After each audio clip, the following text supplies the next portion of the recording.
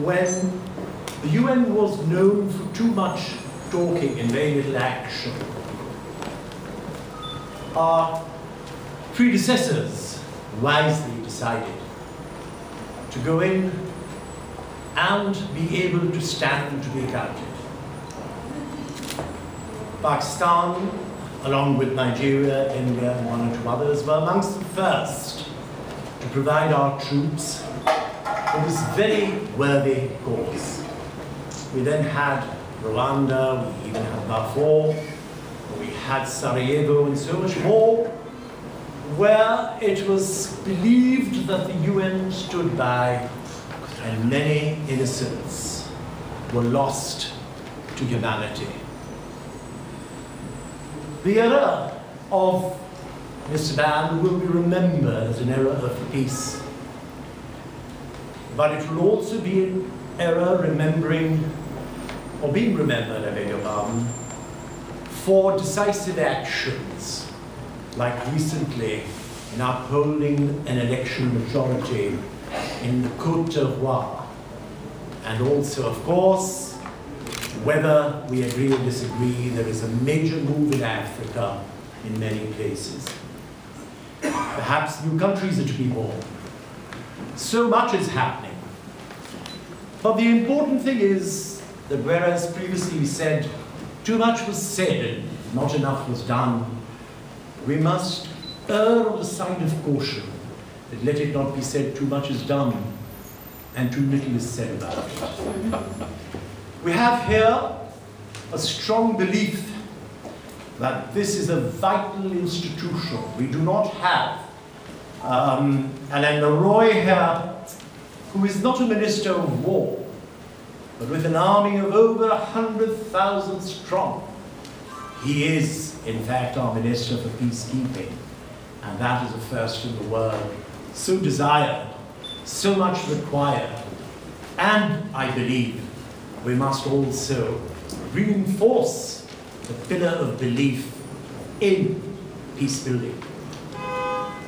Pre and post-conflict, something that has got to be in an age when resources are so low that I know what we're going through at the same time. I also realize all of us must stand up and be counted if the world is to go forward in peace.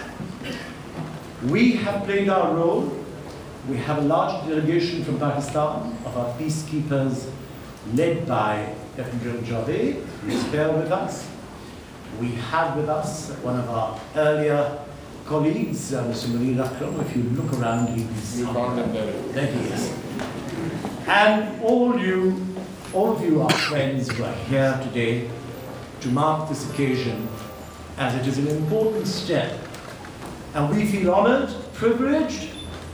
Pakistan has provided many senior posts at the UN, chef de cabinet, high commissioners, SRSGs, chairmen of committees, and I think Munir took them all.